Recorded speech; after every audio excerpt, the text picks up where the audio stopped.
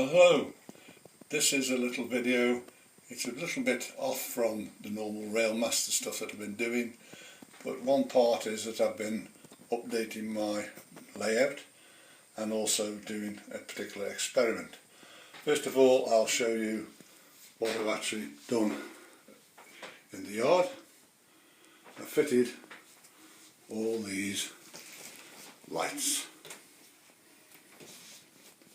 They are brilliant lights, especially when it's dark. You can see from the top there how the light that has become over there now. It was pretty dark when it went dark in here. So it actually is a brilliant thing. They're only 12 volt.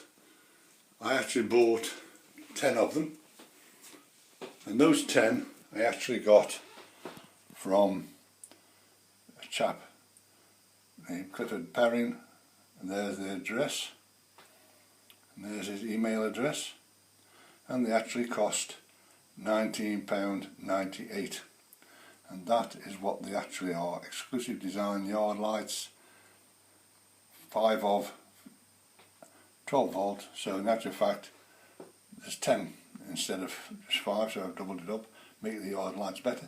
So that is one thing I've actually just done. And the next thing is these, which are first for 4 magnets. These are the little magnets here. They are very, very powerful magnets. So one thing I must warn you, keep them away from anything like credit cards, because they will take the magnetism, will actually destroy them. So make sure you keep them away from anything that's magnetic that could cause problems. What I've actually done, this is my usual program track.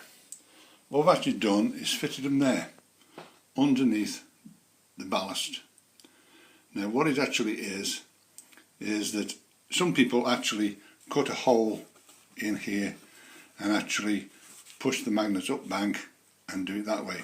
These, all I've actually got to do when I get to putting them on my track is to dig out, say, that section there of the ballast, slide it underneath. I can then cover it over with ballast again, so you actually wouldn't even know they're there. One thing you really need when you're doing this is a bit of experiment actually how far you have them apart. Make sure that one is over that side and one is over this side because of your coupling units.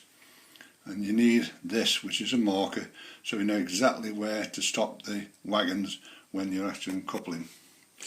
Now, I'll actually take one of these trucks. I'll just put that one back on the track a minute.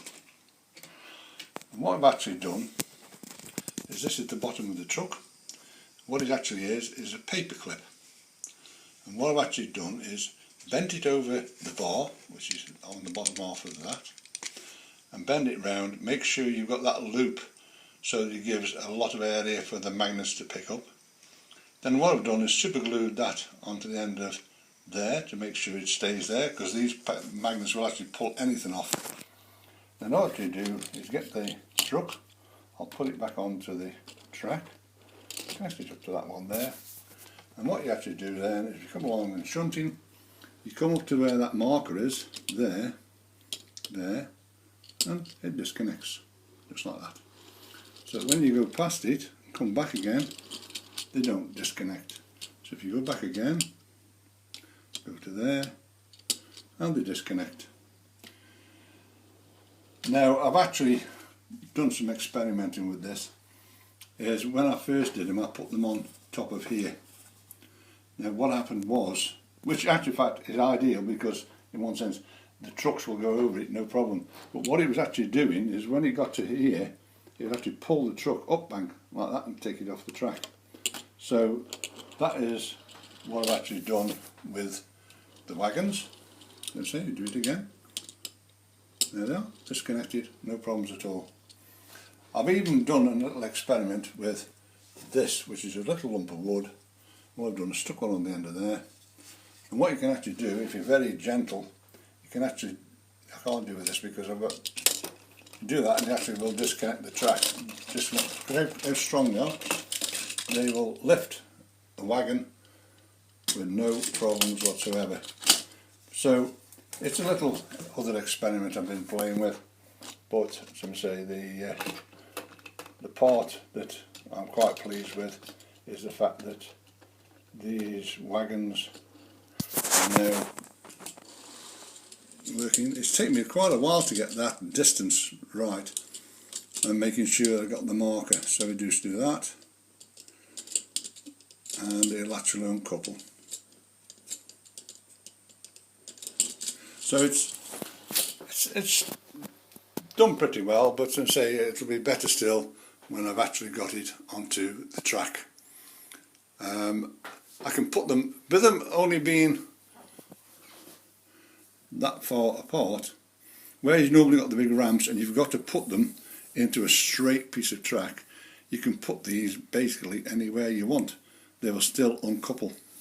So it's a good idea if you've got something like down here, you can actually put them anywhere there, dig that ballast out, slide them underneath, and they will then do all what you want. I did buy some smaller ones, which are these, and you can actually fit 2 in there. You've got to glue them, really got to glue them down with